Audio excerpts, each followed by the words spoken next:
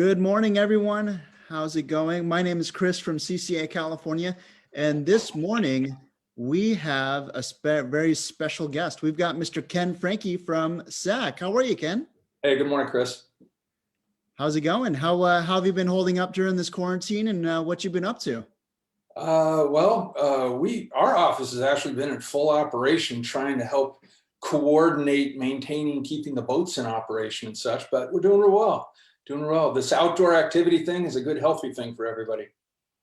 Yeah, and it definitely comes up, more often than not, especially more so this year, is just with this quarantine and just with kind of the government kind of pushing everyone outdoors, and in most cases in California, recommending fishing as an outdoor activity. The fishing industry has certainly boomed, wouldn't you think? I would think we have a lot of people that are coming out for the first time, which is awesome. And yeah, we have almost the entire fleet on the coast, for the most part, has been in operation the whole time. One important thing, just like anywhere else, Walmart or whatever, social distancing protocols, 6 foot of rail space, typically for a boat per person. We've reduced passenger capacities, made it, mask requirements, etc. But I think cumulatively, everything's gone real good. We're real happy with it. Yeah, and for sure. And I can't help but think whenever I get on a sport boat, for sure, there's all kinds of signage, and SAC has really taken a big old leadership role in terms of trying to get the appropriate signage on just the different COVID protocol, really. And yeah, you guys have done an excellent, fantastic job. I appreciate that. Yeah, it was well coordinated, and what we tried to do is we did it statewide. We even included the boats that were not in SAC. There's just like Northern California, but we contacted everybody to do it the same way so that all the people coming from home, no matter what boat they went on, the procedures were the same, everything was the same. And I think that was probably attractive to the different government agencies, as well as it was well coordinated. A lot of the signage is the same on every single boat. It's gone real well. And I think everybody gets it. And so I think everybody's been real cooperative. It's not perfect, but as close as we could get.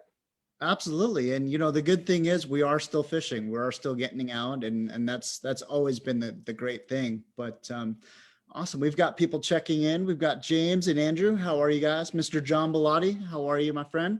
Rich and Paul. Wayne's on this morning. Good morning, Wayne. Davey Brown. For the most part, everyone seems responsible. Always a few knuckleheads out there. Can only take care of yourself. Absolutely. Absolutely. there's I don't care anywhere you get a group of people, 100 people, there will be one that's going to do it their way. There's always one. There's always one. Well, Ken, you've got a very interesting and very complex history, both in San Diego and just with all of your work with NOAA and SAC and all that. Do you mind taking us through a little bit about yourself and giving us a little background? Sure. My family's from San Diego. Everybody's heard of Point Loma. Well, Point Loma has Point Loma Lighthouse and Ballast Point Lighthouse right there. My grandfather and grandmother were the lighthouse keepers out there for decades. My dad grew up in the lighthouse down there for his first 18 years. Went in the Coast Guard, married my mom, and once I came around, we moved all over the world. We went to Guam. I mean, we were everywhere. Niagara Falls. I lived on the island above Niagara Falls. That was fun. Maine. My dad was a ship guy, so he was at sea a lot. And then once we ended up back in San Diego when I was in high school, I started working on San Diego Harbor excursion boats and sport boats. My grandfather, the lighthouse keeper, got me all fired up on sport fishing. A guy named Bobby Williams took me fishing my first time over in Seaforth and Mission Bay. And I just fell in love with it. And so then went into Harbor Police in San Diego, started working for them when I was about 22 and kept running sport boats the entire time. Was there about 30 years. Ended up being the watch commander for the department at the end. And on a parallel, I owned the Outer Limits, which is a sport boat that was over in Mission Bay. And we use that during the summer. It's, it does its normal stuff, tuna fishing, etc. But what was unique is during the winter, we would do work with NOAA. and we would do ROV research work, sending device work for ground fish.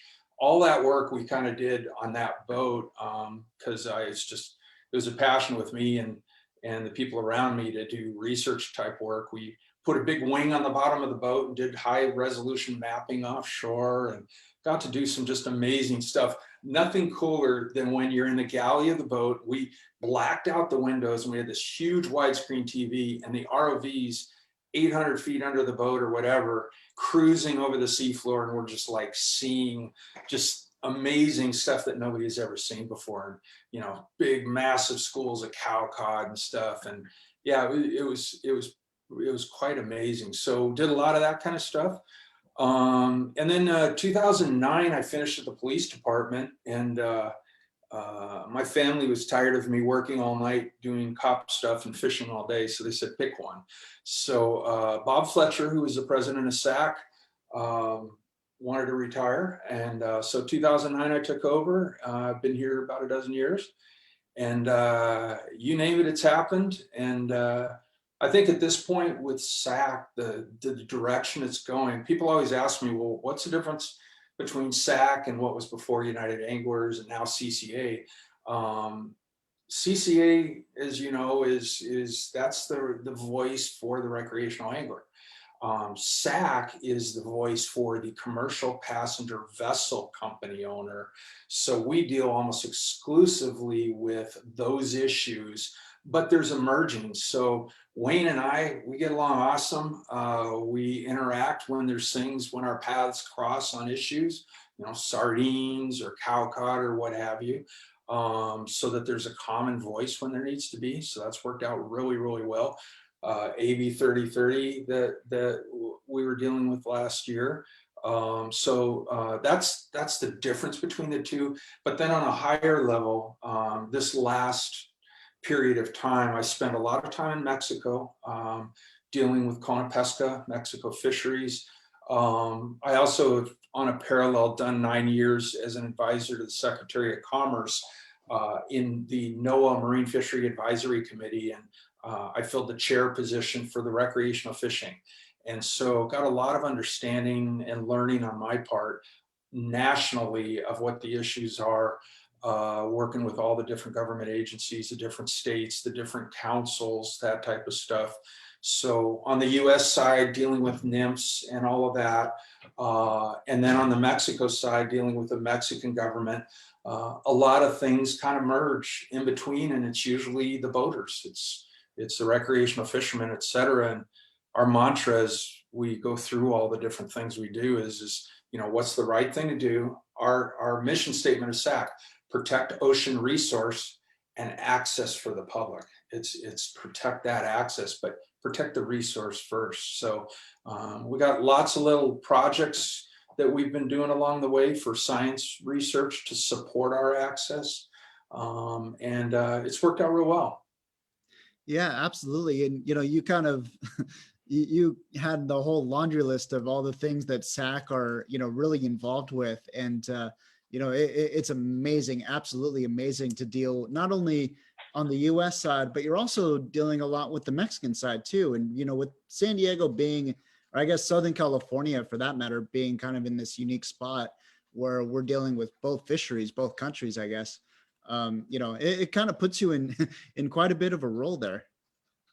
Yeah, as we deal with Mexico and a lot of stuff that goes on down there, we'll interact with the Secretary of Tourism's office or the Fisheries Director's office.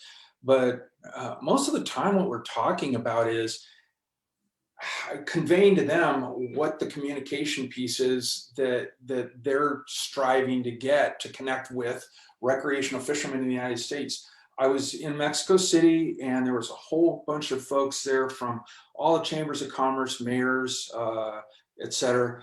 And one of the number one things that we were trying to convey to them is we would gladly broadcast to the world what the rules, the regulations are.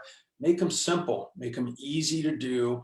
And that's when they conveyed to us that the large majority percentage of the customers that visit the entire country of Mexico are from California.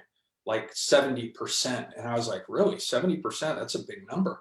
So we told them, we said, well, how can we help? And so one thing, I won't belabor the point, but as an example, Pete Gray's radio show, amazing radio show, guy's just stellar.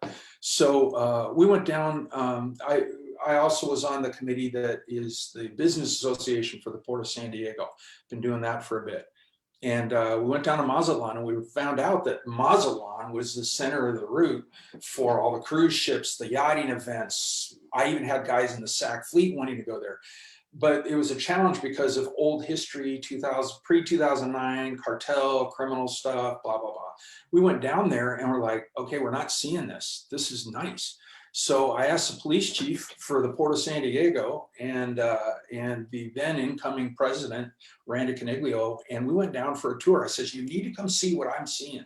So we did Pete Gray, we flew Pete and his show down there, did a live radio show. 2 days later, front page in one of the big cruise ship tabloids, Mazatlan, good to go, police chief says so. And, you know, it was just really good PR. And then right on the heels of that, they took over the next several years, 103 reservations for cruise ships and then yachting events. I had boats from San Diego, the Royal Star, others go down and start to operate at times out of there. So that communication thing was key, and it didn't take much. And most of those cruise ships start in San Diego and LA. A lot of your listeners are probably people that go on those. But then for our purposes, for recreational fishing, it gave us a great connection point with those folks to sponsor tournaments. I've helped start tournaments down in Loreto, Cabo San Lucas. It's given us a way to communicate and build friendships that really have an impact on everybody else. So yeah, it's been quite a ride. That's fantastic. And guys, as a reminder, if you have any questions for Ken, make sure to drop them in the comments below. We'd love to answer them. And just looking on here, Wayne says, thank you for all you do for us in Baja. Recreational anglers have no idea how much SAC does to keep us fishing. Dennis wants to know, and you're going to forgive me if I butcher this name. What is the future to fish the Rivia Giguero Islands? It took me a few years to learn how to say that. Rivia Gigeros. Okay. So yeah, because of its designation as a UNESCO site, that whole region, as well as a protected area for the country of Mexico, we highly encourage, anytime I'm in Mexico City, our encouragement is permit people to engage in sport fishing and ecological activities in areas, because in the absence of the presence of the public, I can tell you from my law enforcement years, it's kind of like when you got a street. If there's nobody on the street, people are going to break into your cars. If the public's walking up and down the street, well, they're not going to break into cars. In our marine protected areas off San Diego and Southern California, the presence of the public is the biggest deterrent to illegal activity. So at the Rivieros, we've conveyed that to Mexico as well. If you have no one there and they're 400 miles from shore, a lot can go on when there's no one there to keep an eye on the house. So our comment has all along been, consider reopening them for a certain number of trips a year. And the interesting piece, CONAMP is the name of the organization, their federal park service. I honestly would speculate they don't have a lot of cash to buy a big, huge boat capable of safely navigating all the way out there and back and monitoring it, et cetera. A condition of the permits of the boats that go to protected areas is that they set aside a bunker or stateroom for a CONAMP observer to go out and monitor, tag and release. I know the Royal Star did a number of exclusive tag and release only trips, getting the science. Anglers love doing tag and release. They're into it. They get it. So that's kind of our message as we deal with the CONAMP office and their commissioner is, recommending that reopen some of these areas, but manage them well. I think that's the key. Yeah, absolutely. Management, is definitely part of, conservation, managing the land and actively managing as well. Obviously with those islands, I'm sure you probably had quite a bit to do with keeping Guadalupe Island open. Is that correct? Well, it's the same conversation. It's always the same conversation. 175 miles off the beach. There's a procedure in place. A number of the boats go there. But again, what we've always conveyed is let the public be there. The unique thing they got there, though, as compared to the Revillagigedos, what, 320 miles from shore, from Cabo, and but they got a military garrison on there. Guadalupe's got 35 families living on the south end of the island. That adds a different dynamic. What can we do to help them? Like, I'll give you an example. We'll regularly put together lists, Christmas time, delivering gifts to the kids, stuff that they need at the island and such. But the fact that there's family presence out there and such, it's kind of like, well, it seems to be, do you just have them there only, or do you permit the public to go there as well? And now you have a revenue stream through the licenses and permits. The new fee that they're going to assess, as we understand it, per day at Guadalupe, $75 a day. That should give them some revenue streams. So it's good to have the public there, because now it's just like hunting and fishing. The hunters, it's the same deal. They're hunting, like they're the best conservationists. Their hunting license pays for it all. Our fishing licenses, that's what pays for the conservation efforts. So I think that we're going to continue to work towards that modeling and everything that we do down there. Excellent. Wayne wants to know, are there any plans for having boats port in Baja? We have had boats as far as commercial passenger boats. If they want to do a domestic voyage, is the term, they are permitted to go down there, and they get what's called an excursion permit from the Coast Guard, saying you're going to run out of a foreign port or whatever, and then and you can run out of there. They've been doing that for years. We had boats do it out in the last couple of years: Mazatlan, Cabo San Lucas, Laredo, Mag Bay, Ensenada. It's already been done. As far as permanent sport fishing operations permanently based there, not at this time, because everything is a U.S. flag vessel. And typically, if you're permanently based in a foreign port, I'm certain there's federal requirements tied with that, with the foreign government, whatever country it is. Yeah, we've had boats out of Panama, Costa Rica, up and down off those areas in the past. Wow, very cool. Well, let's kind of talk about the permitting part, where, I know SAC plays a huge role, not only with the sport boats, but also, sometimes with private boats, especially with, complexities like the Coronado Islands. I know, when I was running my boat years ago, like those regulations are probably much different from what is required now, especially those wristbands. Can you kind of tell us the, step-by-step process on how to actually go about fishing the Coronado Islands or anywhere within 12 miles of Mexico properly? Sure, great question. I know when I started, all these rules didn't exist. It was easy. We went fishing. We didn't worry about it. We bought our fishing license for good. And not to date myself, fuel, I think, was 50 cents a gallon. But anyway, yeah, so in Mexico, it's been evolving. And it seemed about 8 or 9 years ago, they really started wanting to control what they were doing, et cetera. So here it is currently. If you are on a private boat, you're going to go anywhere from 0 to 12 miles from any point of land in the country of Mexico. Islands count, but Coronado Islands is within 12 miles of shore, but 12 miles from the Coronados as well. So 12 miles from any point of land. You're required to have your passport. The vessel needs a temporary importation document. Now, everything I'm going to tell you right now is on the SAC website. This is one of those times where we realized, our phones would ring off the hook all day long. How do I do this? Because there's not really many places you can go to get questions answered. And the Consul General in San Diego, great folks, but they recognize that we're in a better position to maybe communicate some of this information. So on our website, californiasportfishing.org, there's a pull down menu, Mexico regulations, and it says all this stuff in simple words. What do you need to do?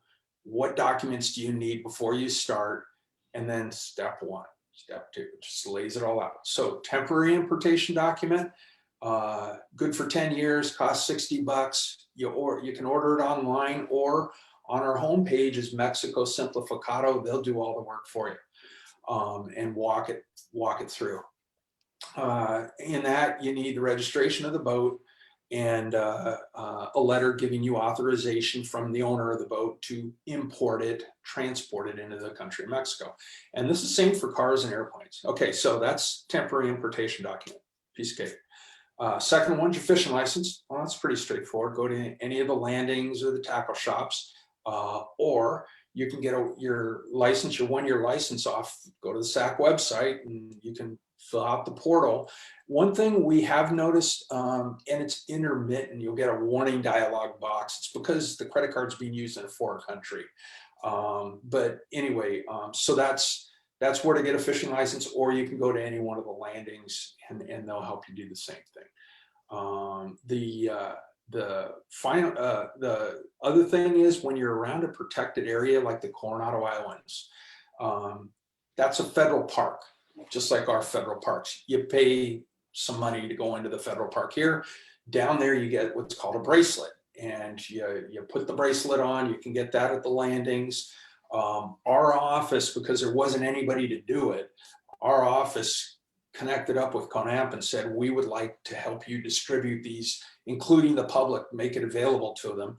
So we coordinate with Mexico City, and it comes to Ensenada, and then we have a courier deliver them up here, and then we distribute them to all the tackle shops and the landings, et cetera, to give to the public. Or they can go onto our website and buy a 1-year version of that. As we understand it, that's going to go up to $75 this year. And that's good for the whole year in any protected park in the whole country. So that's pretty much it as far as that goes. The final little item is this is just 0 to 12 miles only, is called an FMM. It's the visitor visa. And it's a piece of paper. Let's say I'm going to take 3 people on my boat. All of us have to pay our own fee, print it out off the internet.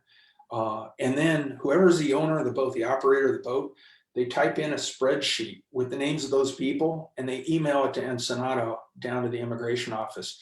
And that process was designed at our request for recreational boaters, so that there was an acknowledgement that people aren't going to drive all the way to Ensenada by boat to go fishing in the Coronado Islands and then all the way back. You know, it wasn't logical, but it's been a great revenue stream for Mexico.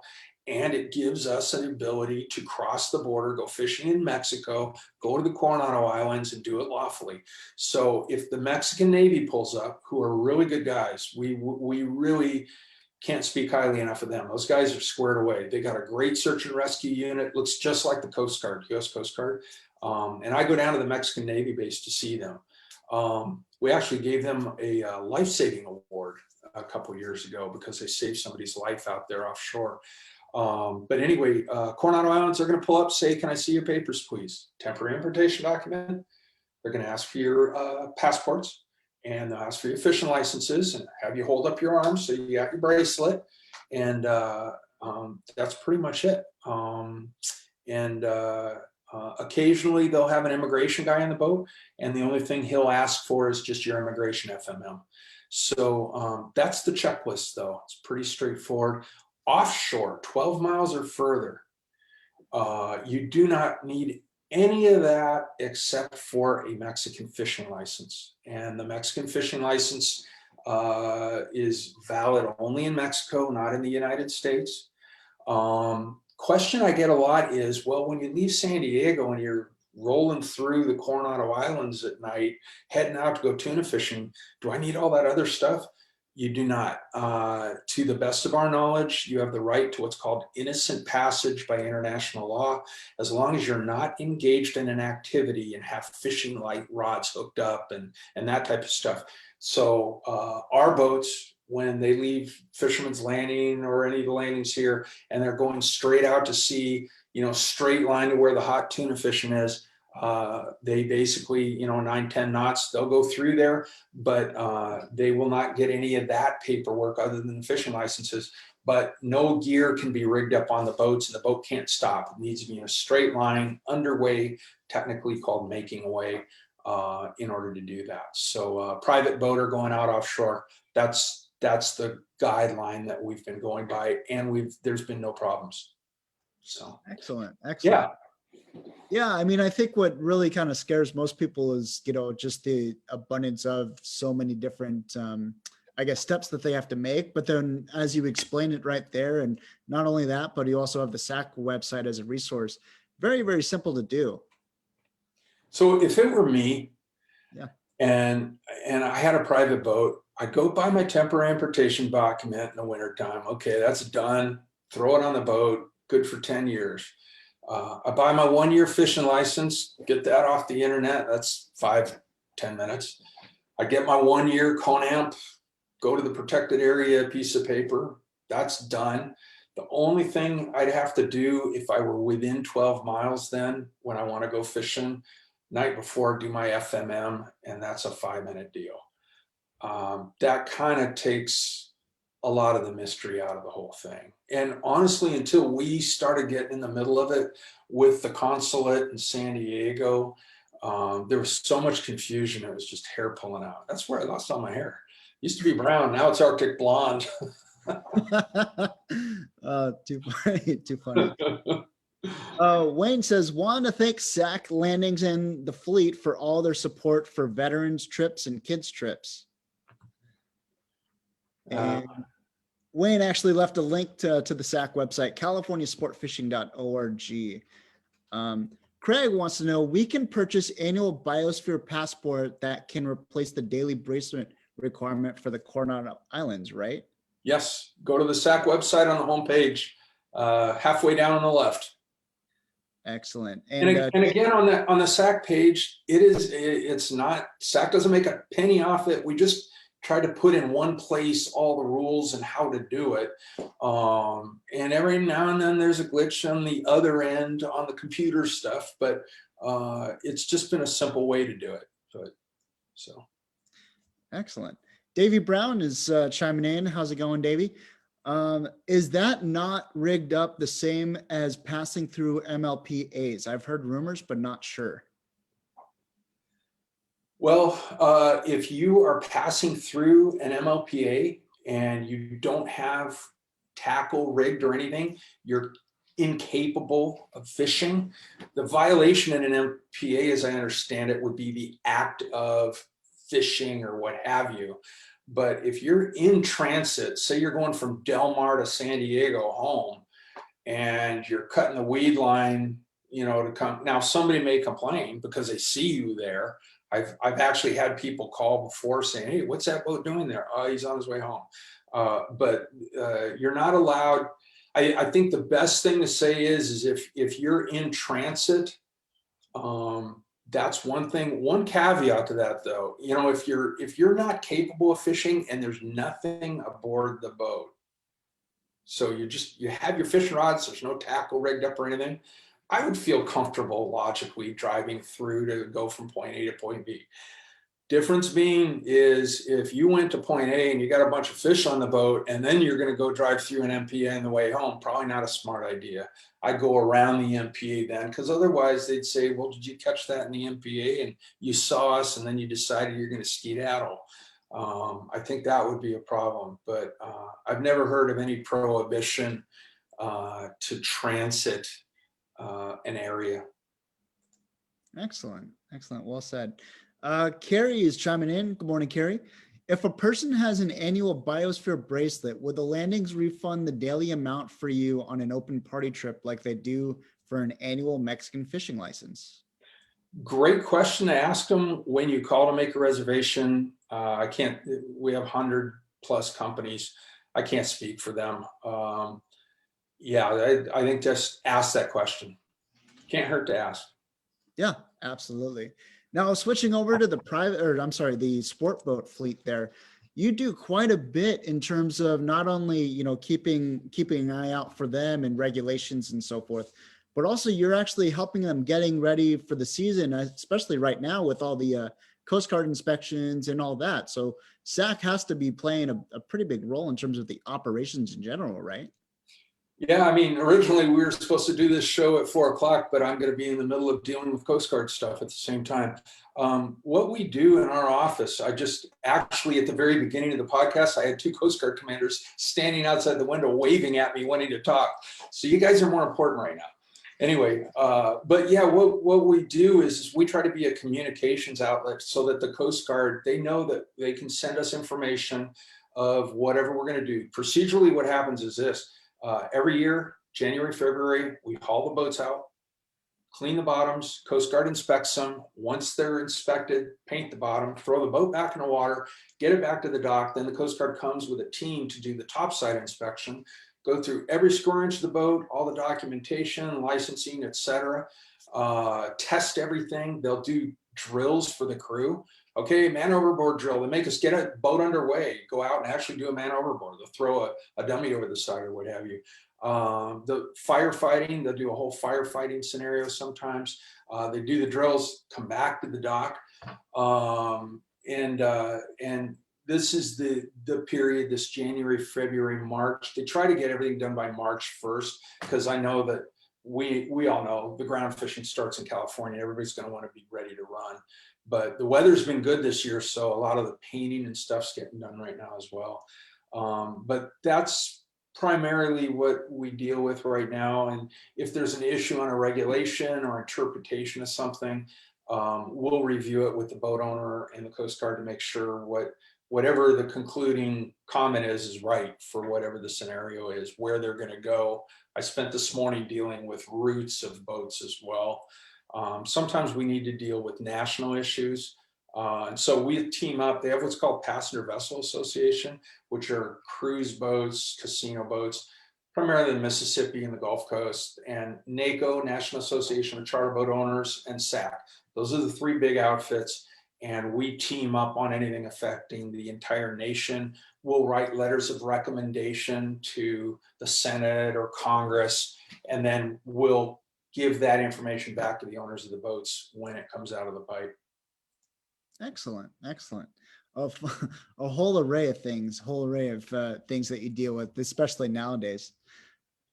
Carrie has another question. How do you handle the visas and sending the passenger info on a multi-day trip, or if an itinerary changes and you can't send in an update? The landing managers deal with that at the offices. Once the boats departed the dock, they typically are prepared for whatever the boat is destined for.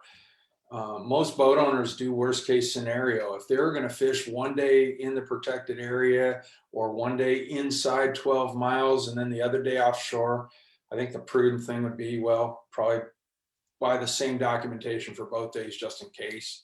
I think that's probably what most of them do. When you do the FMM though, the fee for the FMM is not for a single day. It's for up to 180 days. So when you leave the dock, that document is good for up to that period of time, but only the length of one voyage.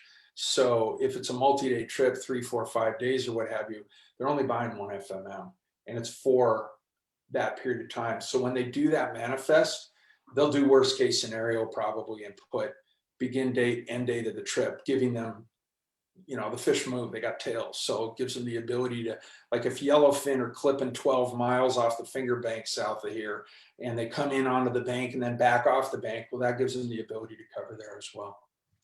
That's a really good point. How it's, because most guys probably, logic would say, I got to get an FMM for each single day of the voyage there.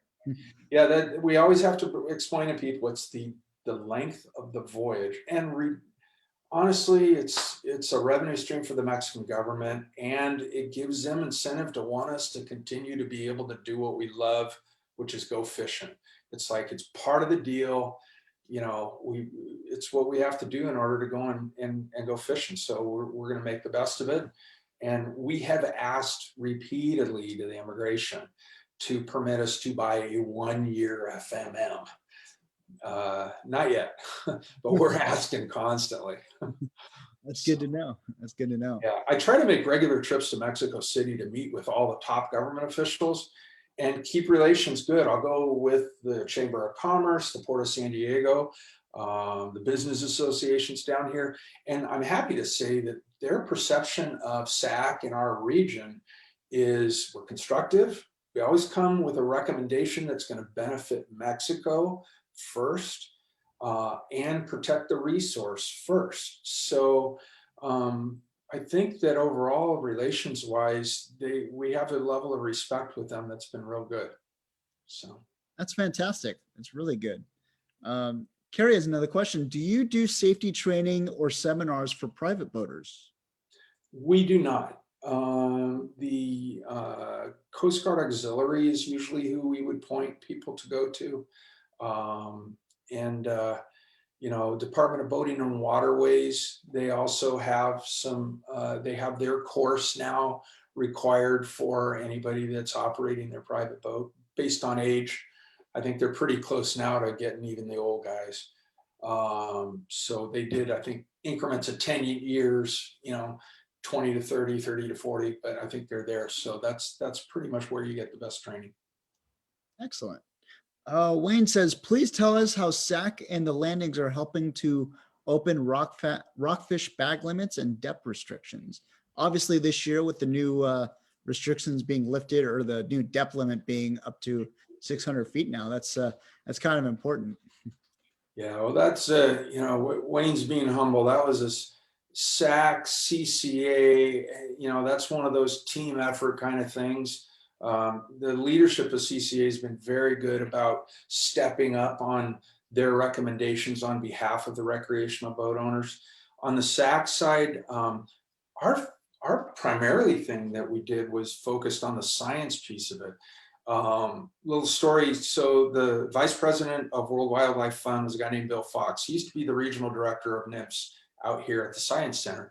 He came into my office probably, I don't know, 8-9 years ago, threw this thing on my desk right after I took over SAC and said, hey, I think I got your solution for cowcott here, check it out.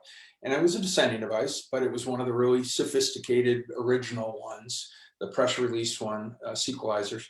And he goes, this just won our competition for great new device. Okay, fine. So we went out off to the 43 fathom bank with an ROV and a team. And we actually first put 17 transmitter receivers on the seafloor. We tagged and released a bunch of cowcod, boccaccio, vermilion. Later on, went in with the ROV to check it out. Fish were doing all right. Learned a lot of cool stuff, but we wanted to make sure that the sending devices worked so that the science, we could say that the science worked, because if we could release cowcod, then why do we need to close all that area ocean?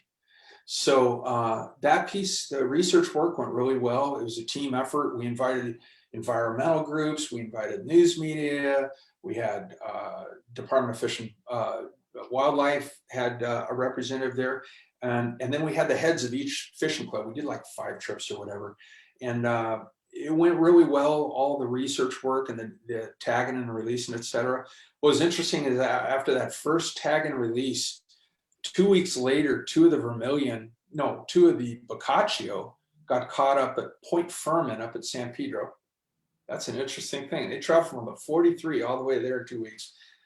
A couple months later, 2 vermilion got caught at the Coronado Islands from the 43. And then an interesting thing is the receivers on the seafloor tell you how deep the fish are swimming and stuff. The cowcod, they're like an Abrams tank of the ocean. They're really hardy fish. They were swimming up to within 90 feet of the surface at night because there were squid up there. So it's like, I never knew that. In our research work that we did, we realized it's the last atmosphere, the last 30 feet is what screws up fish with the bloating, et cetera, from the barotrauma. So that was just good to know. We even put cages on the seafloor and slowly brought them up to the surface with cameras in the cages to monitor precisely when that behavior took place. So we based everything on science, and we worked to give them the foundation to present that to the Pacific Fishery Management Council. And it was kind of fun to go into the council and say, you know, we're here not to tell you what we're going to do, but what we did. And then we had the video, we had the NIMS staff speak, and that was the beginning, I think, of starting to get things reopened. And then as the biomass started to increase in size, it gave the departments the comfort to know that they're doing the right thing to reopen areas of the ocean for us. And, you know, the proof's in the pudding. You know, incrementally, all of these protected species lists are getting marked off, done. So you know, in our stance, we want to protect the resource. We want to see it get better than it was. And that means, you know, we had an opportunity for a bag limit here recently, and we were like, no, we're really not anxious to get a bag limit on the cow cod. Let's lay off it, let it continue to build. And you know, it's I think everything being based on science is the future for us. Yeah, and you know, specifically in you know, when we talk about cow cod, I want to say it was absolutely crazy. I think cow cod was actually rebuilt, the stock at least was rebuilt about 70 years, that's 70, ahead of schedule, right? Yeah, absolutely. You know, it's the ocean, the fish swim, and I think there's just so much we don't know. I've got video here in the office from the ROV that it was astounding, but it was from 2001. It was like during the worst of the worst, and yet, wow, where did these huge clouds of cow cod come from? There's only supposed to be X number per square mile. So I think it's just the cooperative research by having the fishermen on the boat with the scientists.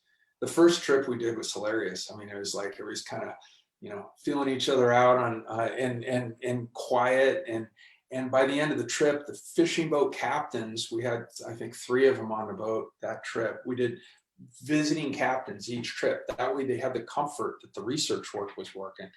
And by the end of the trip, everybody was like, well, how would you do it? Well, what did you see? You know, because a fisherman running a boat 250 days a year knows a heck of a lot more about what's going on there than the anecdotal review of their logbook later on. And that makes a difference.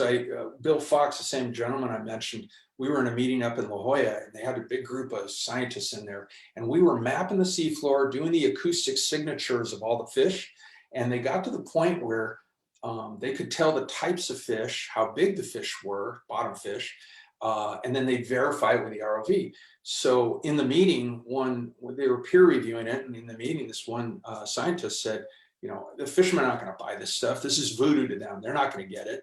And I raised my hand. I says, can I speak? And he says, I wish you would. And I said, look, you need to know, we had 2 or 3 captains on the boat every trip. We've done 20 odd trips now. We totally are supportive of what's going on here. We're there. We're comfortable with it. I don't think you have an issue there. And everyone in the room was kind of surprised. But the key was involving the impacted parties, involving recreational anglers, commercial passenger boat owners, and all the scientists all on one boat, all seeing the same stuff. And you can get a lot of work done then. So it worked out well. Yeah, and you know, I think the real big key, as you've been touching on, is the collaboration part. You know, I know at least with CCA Cal, we've been partnering up with the CCFRP program and trying to get fishermen on these boats to help out the scientists do their work, because obviously scientists are good at what they do, and we're kind of good at what we do, trying to deliver accurate results. You know, in the MPAs and all the, you know, with all the different species too. Yep. No, absolutely. I think that collaborative piece is the critical component. We had a recreational fishing summit, 2 of them in Washington, and this was the topic. And what was funny is when we were talking about the descending device stuff, and I was going to speak on it, and like there were 4 speakers, 5 speakers ahead of me. Every one of the other speakers was talking about our project. So I got up on the stage and says, well, I brought pictures at least so you could see what we did. But the fact that nationwide, you know, descending devices, this citizen science stuff is really getting some traction. Like if you go up to La Jolla to the MPA and went diving, there's a bazillion bass there all tagged. That was all recreational anglers going on CPFVs, tagging and releasing thousands of bass. They could never have done that otherwise. And now they're going to get a great data point and education on how quickly they grow, et cetera, et cetera. But it was frankly because of the people, you know, in CCA and SAC and all the fishing clubs working together. And I have to say that the state, you know, Craig Schumann, who's a Marine Region Director. I know Carrie Wilson's out there now. She's going to be, we're going to be working on some kids trips coming up soon. The spirit of cooperation's there, and that's a good thing. That's a real good thing. Yeah, absolutely. And you just mentioned the kids trips that I'm sure, you know, SAC and CCA and the department and everyone's going to be kind of involved to try and get more kids fishing, kind of like, you know, what Rollo does. Yeah, exactly. Wayne and I have been talking already. We're going to be doing some trips this summer with CCA, SAC, Department of Fish and Wildlife, and Friends of Rollo. And we're going to be targeting areas where the kids may not have an opportunity. And we're going to take them out, have a great day on the ocean, teach them how to fish, teach them about the ocean. Because frankly, the CPFV boats, that's the only place people of lower economic areas can afford to go. You know, if you don't have $40,000 to buy a boat, this is our only chance to go fishing. So, you know, we want to make it count. Yeah, absolutely. And, you know, obviously your time is valuable. I don't want to keep you on too much longer, but I can't go without recognizing SAC and your guys' effort in keeping the live bait fishery open year after year. I know that's been coming up in PFMC for, you know, it seems like almost at least a handful of years, or at least the last handful of years. So definitely want to give a lot of kudos to SAC and all your work there. I appreciate it. I think, you know, the good thing that came out of that, a guy named John Ugeritz and Brianna Brady are the 2 from the state that we've been working with on a lot of that, as well as the people on the NIMS side, National Marine Fisheries Service. But it got because of what was going on, we were able to create under SAC an umbrella now, and we have all the live bait companies all in one place. I don't think they had ever talked together before. So now they're all communicating, and we have meetings with them and procedures. And they now have, this is one thing, the commercial passenger boats, we have electronic logbooks every day now that we put on all the boats. Worked with Department of Fish and Wildlife, and every day at the end of the trip, you go and submit what you caught. That way we know contemporaneous with a trip, what did we catch? And then we tally that up, and it gives you an idea how much we've affected. They've done the same thing, very similar on the bait companies as well. One other piece I'll throw out there is we have 13 boats in the SAC fleet that the crew are measuring the size of the fish every day. And we have Elena, who worked with us. She did a whole study and came up with this long is the average weight, et cetera. So what we're doing right now is we keep track of how many fish we catch, bluefin tuna wise, or yellowfin or whatever, and we can multiply that by the weight, the average weight of the fish that we've measured, and we can actually quantify, okay, this year we've got 400 tons of this, 300 tons of that. That way we have probably the most accurate, robust methodology on our impact to resource that we've ever had before. And that's pretty amazing. That's very amazing. So I think management wise, California is, you know, I saw it in the Marine Fishery Advisory Committee. California, recreational fishermen especially really set the bar for how things are done right. And yeah, it's all good. Yeah, absolutely. And, you know, you and I were just talking before we came on here, these tuna research trips, or you'd mentioned the tuna research trips in terms of the tagging and releasing. Those have to be pretty popular amongst rec guys just trying to go catch tuna but also kind of contributing their piece in all the research. Yeah, absolutely. It's interesting. Those trips are the ones you say you're going to do a tagging trip only for the Reviejito. I know they did a number of them before they got completely closed, sold out instantly. You're going to do it out here. I know we had a number of boats tagging sand bass and kelp bass. Fishermen are glad to pay a regular ticket price to go out and come home with nothing because they got to participate in science. That's a home run. That just shows their integrity. That shows the mental integrity of the people that we have going fishing out here. Yeah, and it goes right back to the whole saying, the fishermen are the original and the best conservationists too. Absolutely. Absolutely. I know the governor put out this recent executive order about 30%, 30 by 30. We're going to define what the word protect means and what conservation means or what have you as we work through this thing. But yeah, fishermen and hunters, they are the true conservationists, but boots on the ground, they're also the ones that pay for it. That's a fact. Yeah. Yeah. Well, speaking of 30 by 30, I know, I've attended a couple webinars myself and all that, but, in terms of the most question that, or the best question that I always get with this 30 by 30, they know what it meant, at least the AB 3030 portion from last year, but the 30 by 30 effort in general, how do we participate? How do we as the fishermen kind of can get involved in trying to, solidify our seat at the table? And is there anything that you could recommend? That is a great question. Wayne and I are with a group that's monitoring everything pretty closely. The state right now, the Secretary of Resource, Secretary Crowfoot, he did a webinar recently. They're completing their decadal review of MPAs, et cetera, to be concluded 2022. Then that will probably be the beginning of the point where I have nothing to hang my hat on him. This is what I would do if I were them. I would set up some working group meetings with all of the impacted parties, critics, environmental groups, whatever, and just feed to them the decadal review report information. And then the next step would be for the resource department of the state to take a look at, okay, we've done a lot of things in this state that are conservation methods. They learned a lot through the AB 3030 process of CCA, SAC, everybody. We just wanted clarity. What do you mean by you want to protect some? What do you mean by you want to conserve some?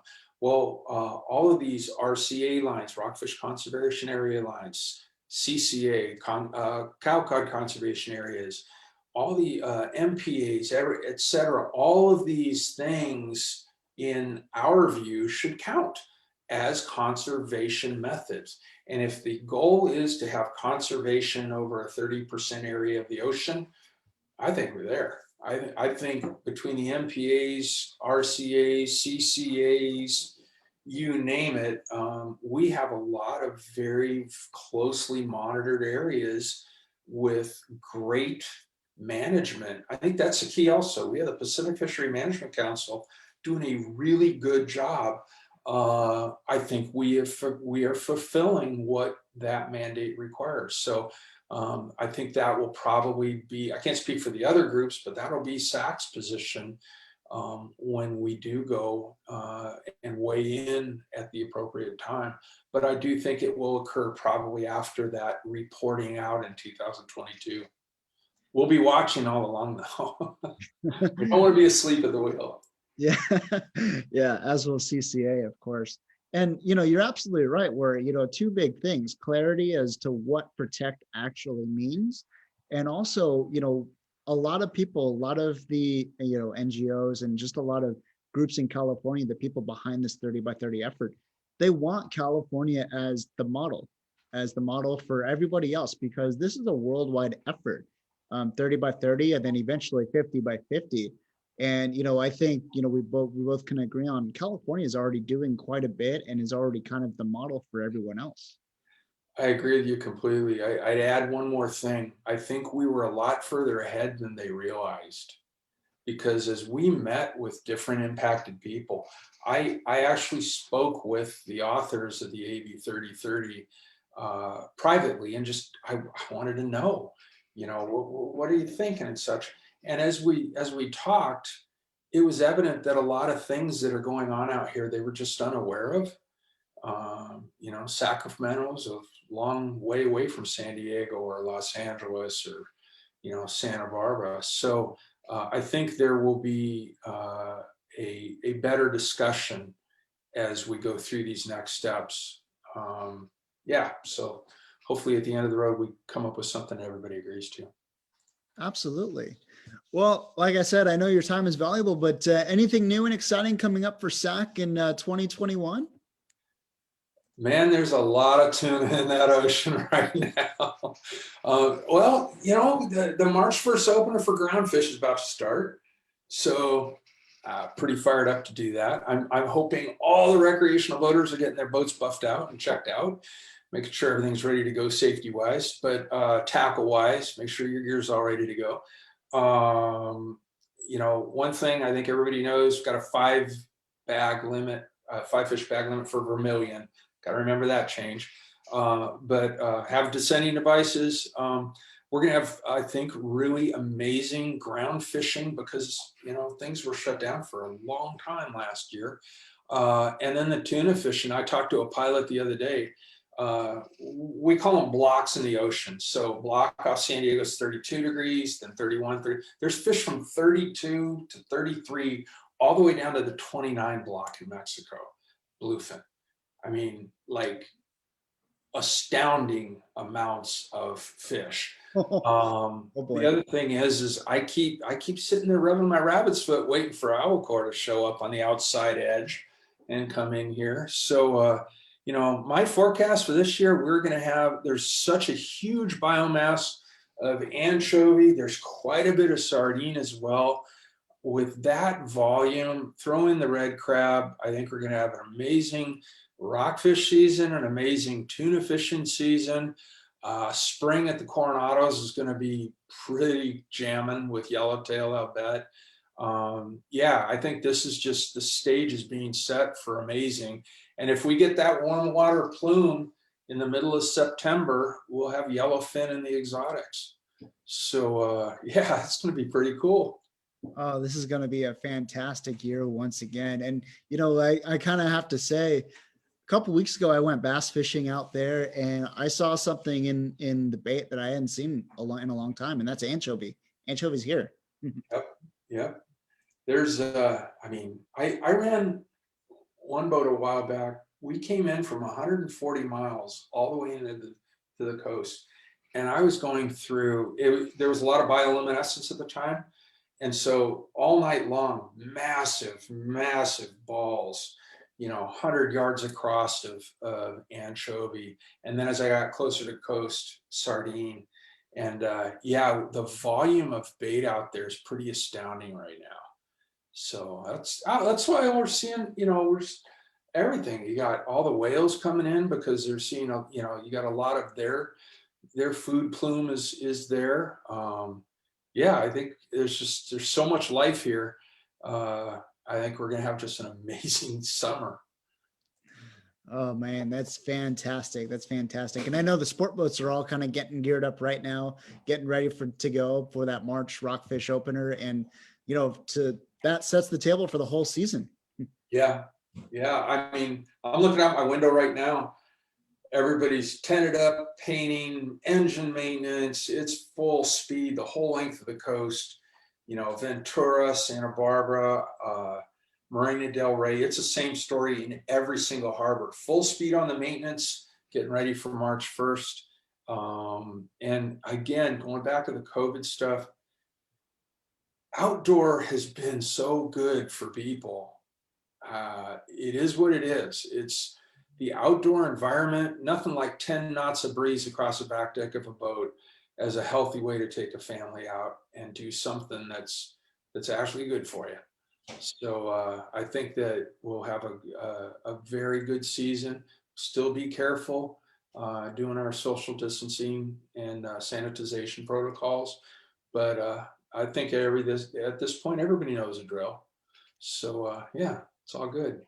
Yeah, yeah, exactly. And I just have one more question. Any changes on those COVID regulations?